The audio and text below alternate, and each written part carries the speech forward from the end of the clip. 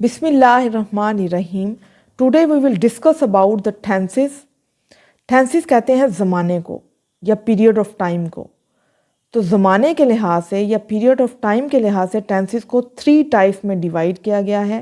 Present यानी जो मौजूदा जिसमें हम रह रहे हैं, पास्ट जो हम कल गुजार आए थे, फ्यूचर जो हमारे आने वाला कल होगा। तो प्रेजेंट, पास्ट और फ्यूचर को फर्दर जो है डिवाइड किया गया है 4 टेंसेस में on the basis of the completion of the work. जो 4 टाइप्स कौन सी हैं? यानी इनडेफिनेट टेंस।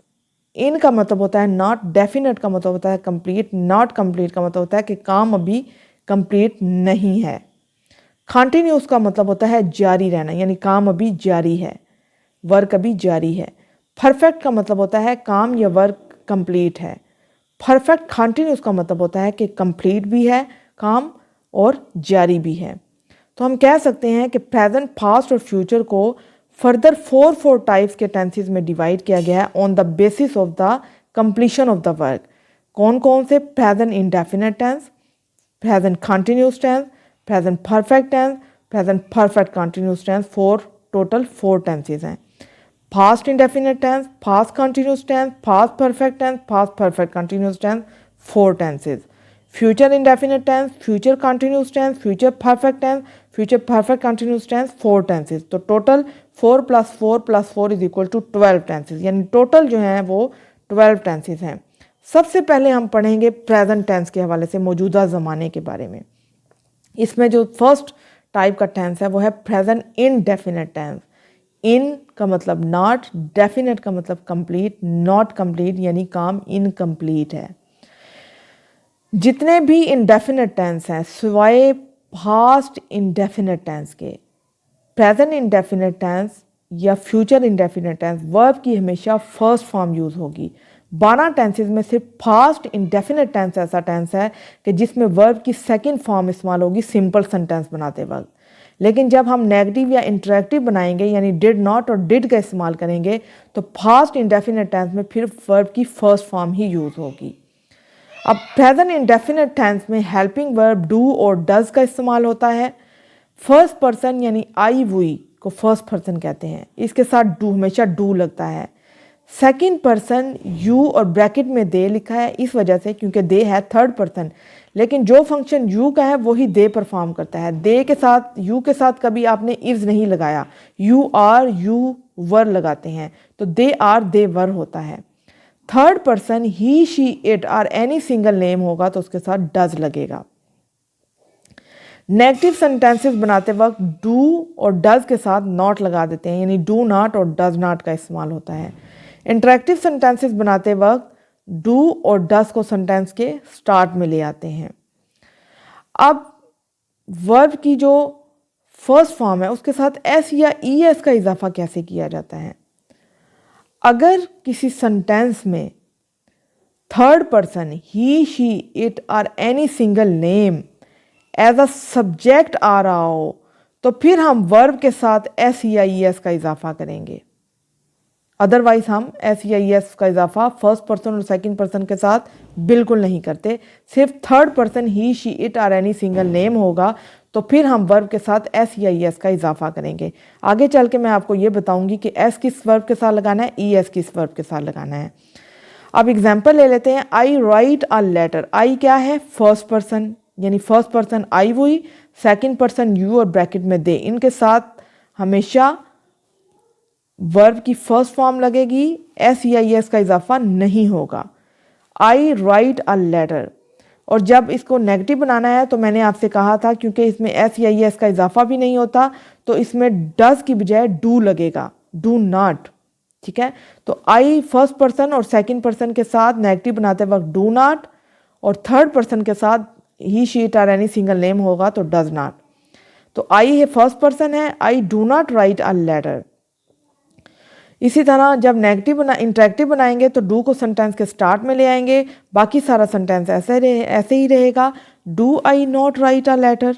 अगर हम चाहते हैं आई राइट अ लेटर को इंटरेक्टिव बनाना तो do I write a letter, जिस तरह ये do I write a letter. इस तरह सेकंड सेंटेंस में ही राइट्स अ लेटर, अब हमने एस लगाया वर्ब के साथ। क्यों? क्योंकि third person he, she, it और एनी सिंगल नेम अगर एज अ सब्जेक्ट आ जाए तो फिर हम वर्ब के साथ एस या ई एस का इजाफा करते हैं। यहाँ पर ही जो है वो थर्ड पर्सन है, इसलिए राइट जो है वो राइट्स में कन्वर्ट हो गया, इसके साथ हमने एस लगा दिया।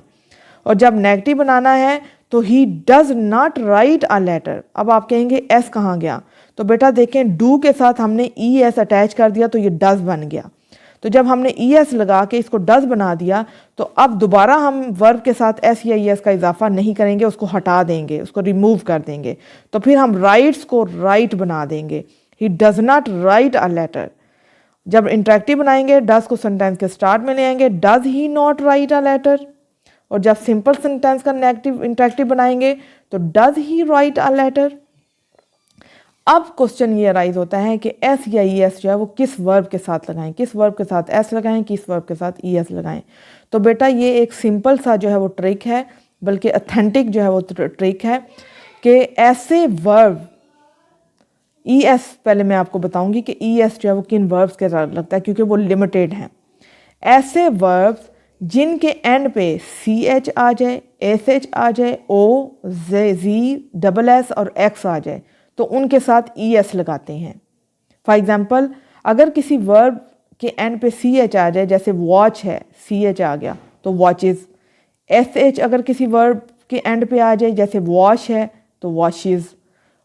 ओ किसी वर्ब के एंड पे आ जाए, जैसे गो है तो ई एस लग के गोज। जी अगर किसी वर्ब के एंड पे आ जाए, जैसे बज है तो बजीज। डबल एस किसी वर्ब के एंड पे आ जाए, जैसे गेस है गेसेस।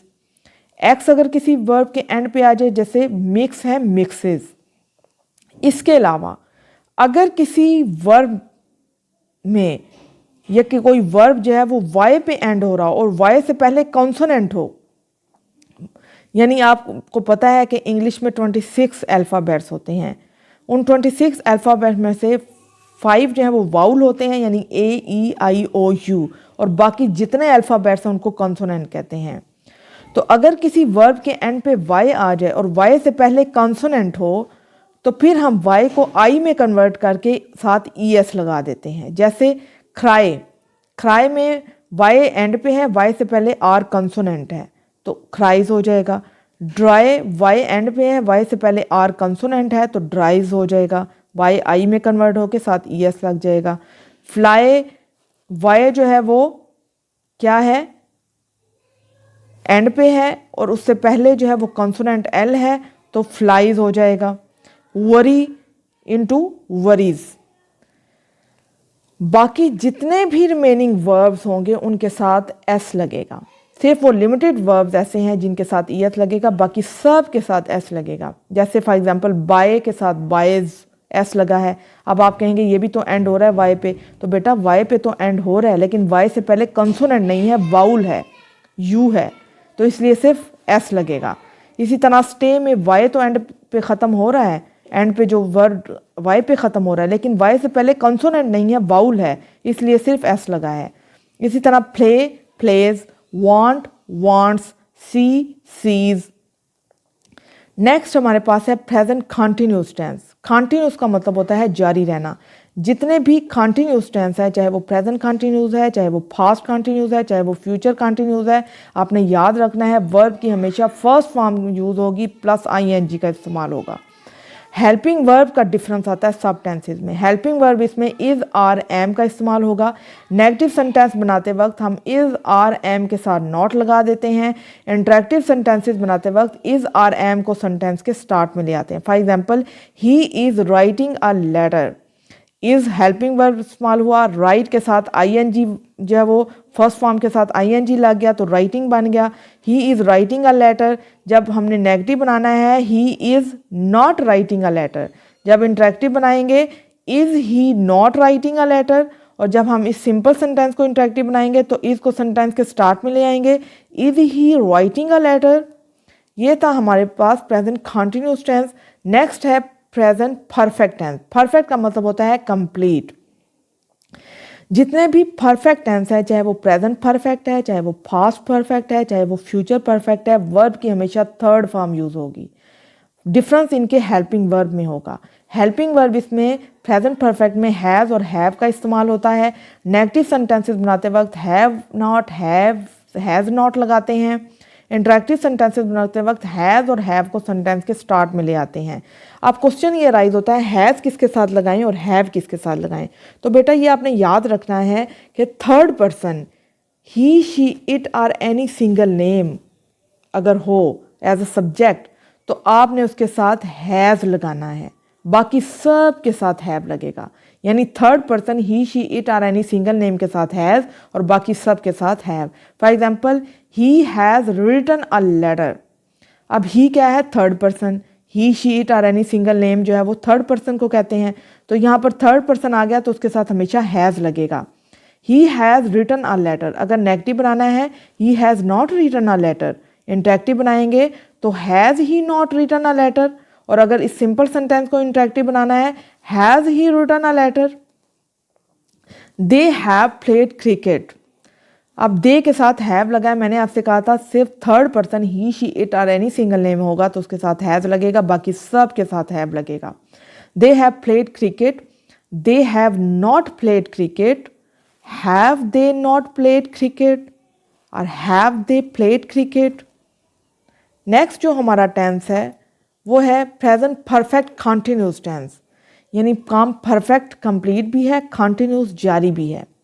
जितने भी परफेक्ट कॉन्टिन्यूस टेंस होंगे, चाहे वो प्रेजेंट परफेक्ट कॉन्टिन्यूस है, चाहे वो पास्ट परफेक्ट कॉन्टिन्यूस है, चाहे वो फ्यूचर परफेक्ट कॉन्टिन्यूस है, वर्ब की हमेशा फर्स्ट फॉर्म के साथ आईएनजी का इस्तेमाल होगा और सिंस और फॉर का इस्तेमाल ज़रूर होगा।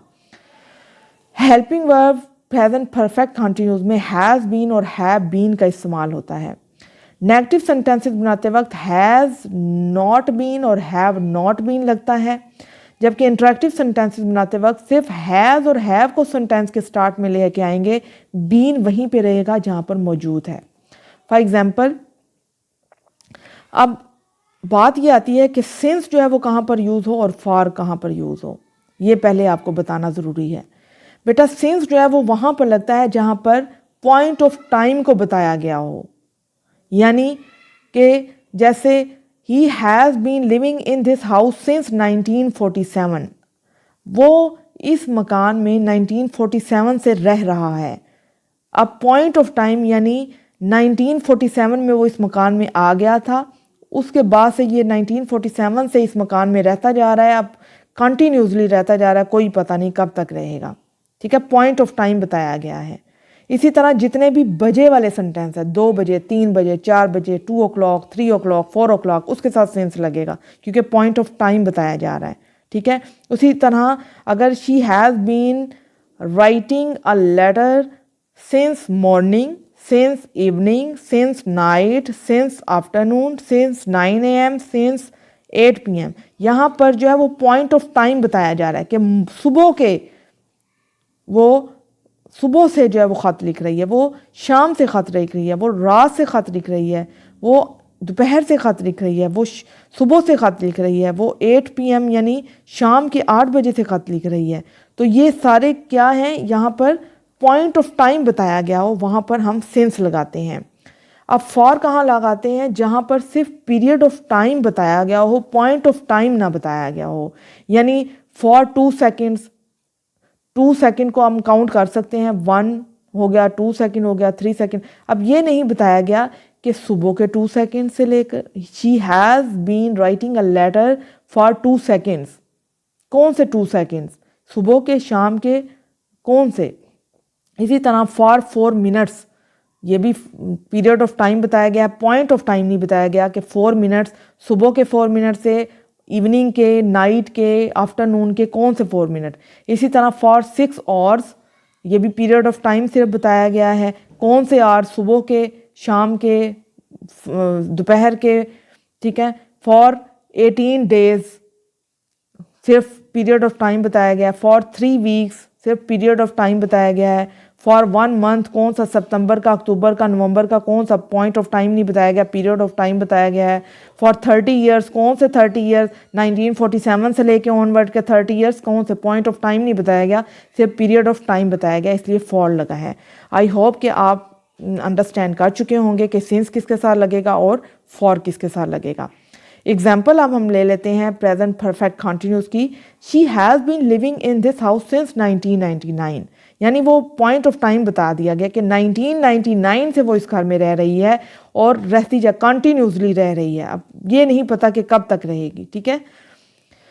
नेगेटिव बनाएंगे या दूसरा सेंटेंस हम लेते हैं, I have been living in this house for 5 years. अब फॉर क्यों लगा? क्योंकि 5 ईयर्स कौन से 5 ईयर्स?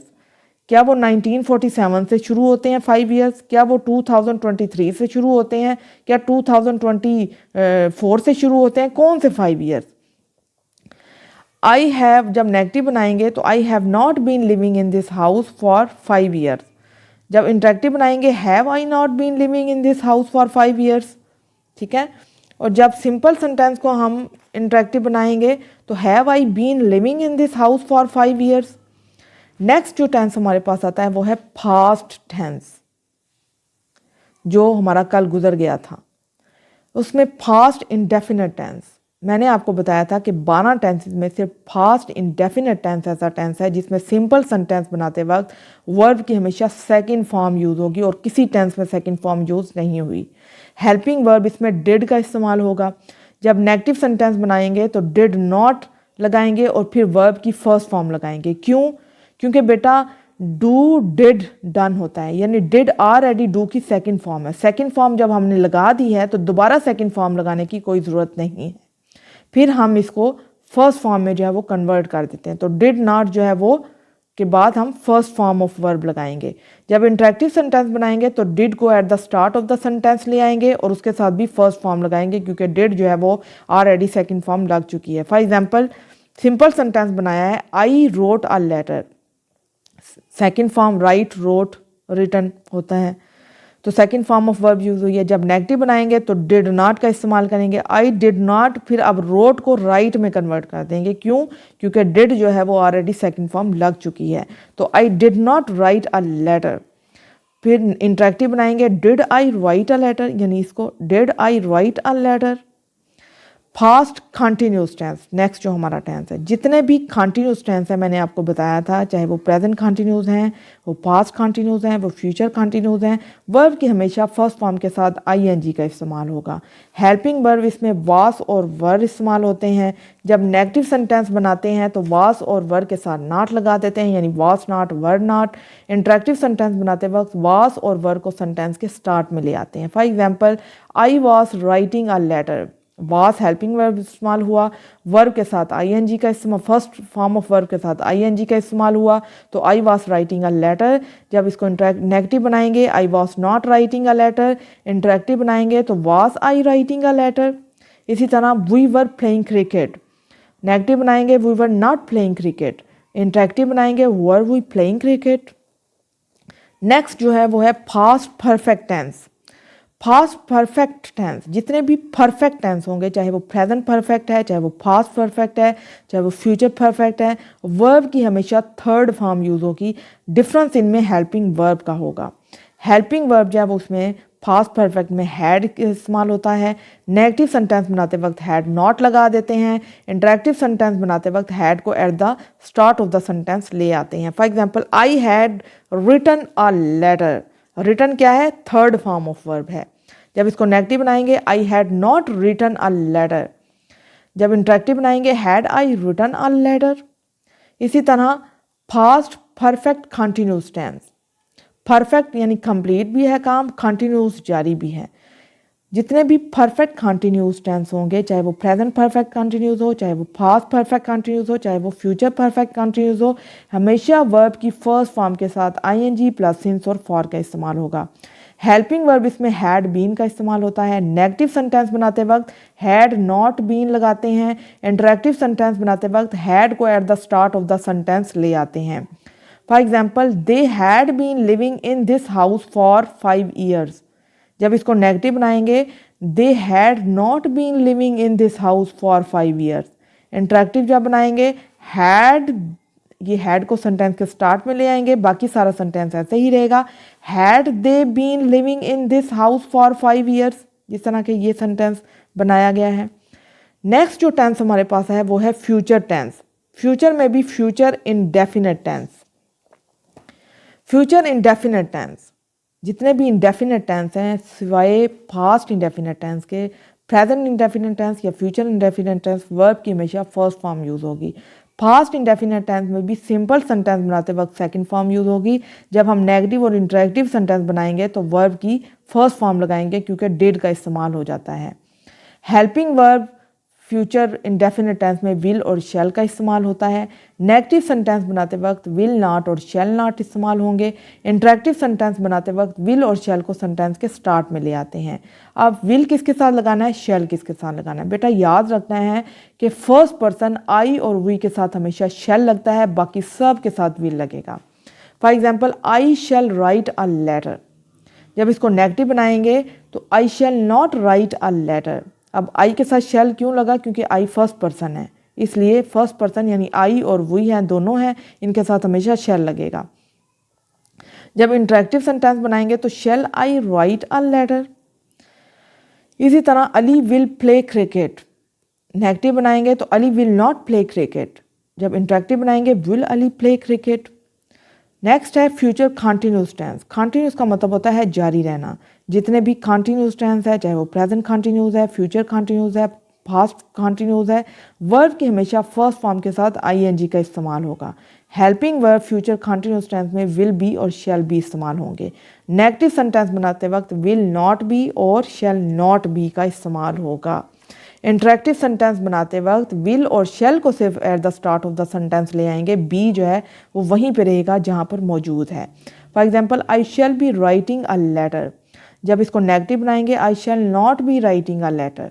इंटरेक्टिव बनाएंगे तो शैल को सेंटेंस के स्टार्ट में ले आएंगे, shall I be writing a letter. Next जो टेंस है वो है future perfect tense. Future perfect tense जितने भी होंगे, चाहे वो प्रेजेंट परफेक्ट है, पास्ट परफेक्ट है, फ्यूचर परफेक्ट है, वर्ब की हमेशा थर्ड फॉर्म यूज होगी। फ्यूचर परफेक्ट टेंस में helping verb will have, shall have का इस्तेमाल होगा। नेगेटिव सेंटेंस बनाते वक्त will not have, shall not have इस्तेमाल होंगे।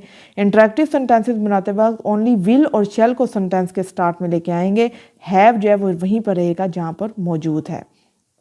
For example Saima will have written a letter. जब इसको नेगेटिव बनाएंगे Saima will not have written a letter. जब इंटरेक्टिव बनाएंगे will Saima have written a letter. Next जो है वो है फ्यूचर परफेक्ट कॉन्टिन्यूस टेंस, यानी परफेक्ट कंप्लीट भी है काम और जारी भी है। इस जितने भी परफेक्ट कॉन्टिन्यूस टेंस हैं, चाहे वो प्रेजेंट परफेक्ट कॉन्टिन्यूस है, चाहे वो पास्ट परफेक्ट कॉन्टिन्यूस है, चाहे वो फ्यूचर परफेक्ट कॉन्टिन्यूस है, वर्ब के हमेशा फर्स्ट फॉर्म के साथ आईएनजी प्लस सिंस और फॉर का इस्तेमाल होगा। फ्यूचर परफेक्ट कॉन्टिन्यूस में helping verb will have been, shall have been इस्तेमाल होंगे। नेगेटिव सेंटेंस बनाते वक्त will not have been, shall not have been इस्तेमाल होंगे। इंटरेक्टिव सेंटेंसेस बनाते वक्त ओनली विल और शैल को सेंटेंस के स्टार्ट में लेके आएंगे, हैव बीन वहीं पे रहेगा जहाँ पर मौजूद है। For example they will have been playing cricket since morning. अब क्योंकि मॉर्निंग पॉइंट ऑफ टाइम बता दिया गया इसलिए सिंस इस्तेमाल हुआ है। इनको नेगेटिव बनाएंगे तो they will not have been playing cricket since morning. जब इंटरेक्टिव बनाएंगे will they have been playing cricket since morning. Next हमारे पास है कि इन 12 टेंसेस में जो सिमिलैरिटीज़ हैं वो क्या हैं। सबसे पहले इंडेफिनिट टेंस की सिमिलैरिटी, चाहे वो प्रेजेंट इंडेफिनिट टेंस हो, पास्ट इंडेफिनिट टेंस हो, फ्यूचर इंडेफिनिट टेंस हो, वर्ब की हमेशा फर्स्ट फॉर्म यूज़ होगी। लेकिन फास्ट इंडेफिनिट टेंस में सिंपल सेंटेंस बनाते वक्त तो सेकंड फॉर्म यूज़ होगी, लेकिन जब हम नेगेटिव डिड नॉट लगाएंगे और इंटरेक्टिव डिड को सेंटेंस के स्टार्ट में लाएंगे तो फिर हम फर्स्ट फॉर्म यूज़ करेंगे। ये डिफरेंस है फास्ट टेंस इंडेफिनिट टेंस का प्रेजेंट इंडेफिनिट टेंस और फ्यूचर इंडेफिनिट टेंस से। ठीक है, उसके बाद कॉन्टिन्यूस टेंस। अगर जितने भी प्रेजेंट कॉन्टिन्यूस टेंस हो, चाहे वो फास्ट कॉन्टिन्यूस टेंस हो, चाहे वो फ्यूचर कॉन्टिन्यूस टेंस हो, वर्ब की फर्स्ट फॉर्म के साथ हमेशा आईएनजी का इस्तेमाल होगा। नेक्स्ट सिमिलैरिटी क्या है परफेक्ट टेंस में, कि प्रेजेंट परफेक्ट हो, चाहे वो पास्ट परफेक्ट हो, चाहे वो फ्यूचर परफेक्ट हो, वर्ब की हमेशा थर्ड फॉर्म यूज़ होगी। इस तरह परफेक्ट कंटिन्यूस, चाहे वो प्रेजेंट परफेक्ट कंटिन्यूस हो, पास्ट परफेक्ट कंटिन्यूस हो, फ्यूचर परफेक्ट कंटिन्यूस हो, वर्ब की फर्स्ट फॉर्म के साथ आईएनजी प्लस सिंस और फॉर का इस्तेमाल होगा। डिफरेंस क्या है? In all tenses helping verbs are different. I hope you understand each and every point regarding tenses. If you have any query, any question regarding this topic, you can ask me in comment section. Thank you. Allah Hafiz.